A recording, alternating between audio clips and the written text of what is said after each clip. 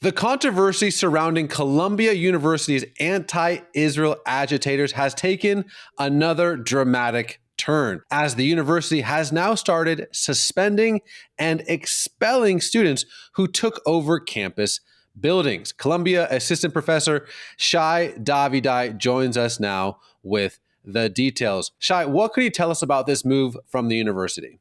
First, we have to give credit where credit is due.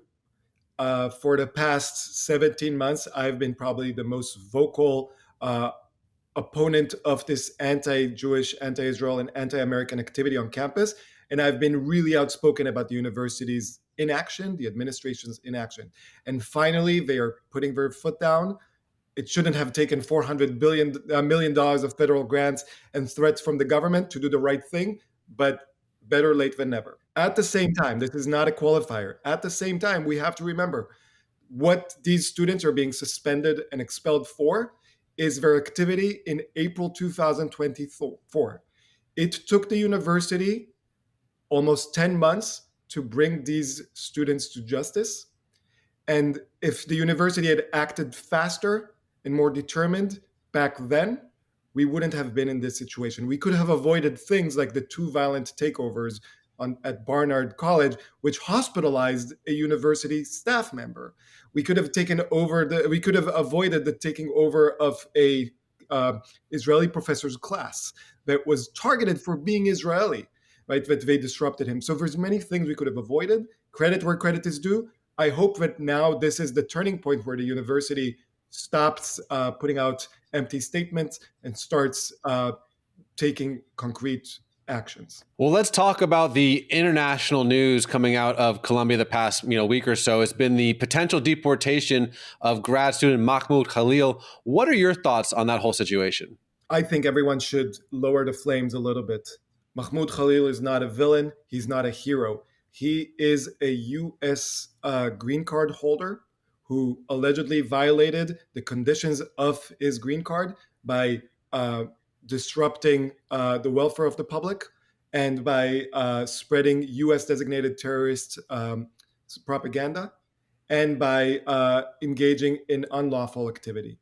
I feel the need to remind people that I too am a green card holder. I am not a U.S. citizen. I am bound by the same rules and conditions that Mr. Khalil is bound by. The only difference between him and I is that I didn't break the rules and I don't break the rules. And that's why I get to stay here. At the same time, Mahmoud Khalil deserves, like any other person, a fair due process. I believe and hope that the administration will give him that process and will find him, based on the insurmountable amount of evidence, guilty and will be deported. So here's the question. If you look at different news sites, it's not shocking, but one side says, well, these are brazen Hamas supporters, and the other side says you're blocking free speech. Where do you think the line is? Do you think this pushback from the university, from the Trump administration, from ICE is blocking free speech? Absolutely not.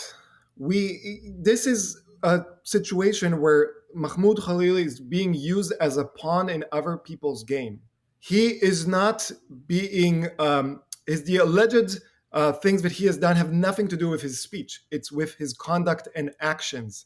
You are allowed to hold as reprehensible views that you want in the United States. It's you have the freedom to be wrong. That's free speech. I have the freedom to dislike you for what you say.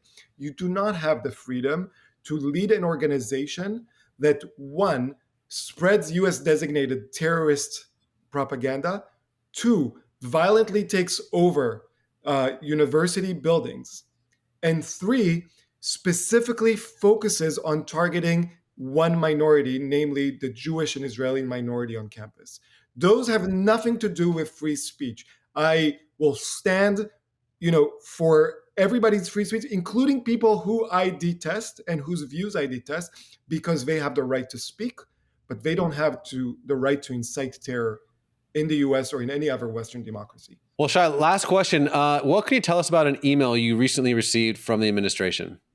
Yeah, it's I have to tell, because people don't understand what it's like being in Columbia or at Columbia. We've had 17 months of inaction. We've had maybe 48 hours of action by the university. We got the following email, and I want to read it to you so people understand what we're dealing with. This is from the interim president of the university, Ms. Katrina Armstrong, and it starts with, "Dear fellow members of the community, I am writing heartbroken to inform you that we had federal agents from the DHS in 2 university residences tonight. No one was arrested or detained. No items were removed, etc., etc." But then she goes on and says, "Federal agents served Columbia University with 2 judicial search warrants signed by a federal magistrate judge authorizing them to come." So this is what drives me crazy. The president of Columbia University is heartbroken by the fact that Department of Homeland Security federal agents came to the university with legal warrants to investigate criminal activity. She's not heartbroken by the fact that there's a need to serve the warrants. She's not heartbroken by the fact that the illegal or allegedly illegal activity is happening on campus and has been happening over the past 17 months. She's heartbroken by the administration legally doing what they can and should to deal with this issue. That shows you not just about Columbia, but where many of these universities' moral compass stands. It's not enough just to do the right thing. You have to stand behind the right thing and say, we are standing for democracy, we're standing for the rule of law, and I will not be heartbroken when any legal enforcement individual does their job in a legally way. You can't, and I'm sorry if I'm going too long, but you cannot spend all your life railing against the legal system, railing against law enforcement when they do things that are wrong, and then when they do everything right, say that you're heartbroken. You should be heartbroken by the illegal activity, not by the legal actions of the administration to make sure that that activity doesn't happen. Shai Davidai, thank you as always, my friend. Thank you, and thank you to all your supportive audience. We may not have the same religion, we may not be from the same minority, but we are the same people. We're fighting for the same cause, so thank you, everyone.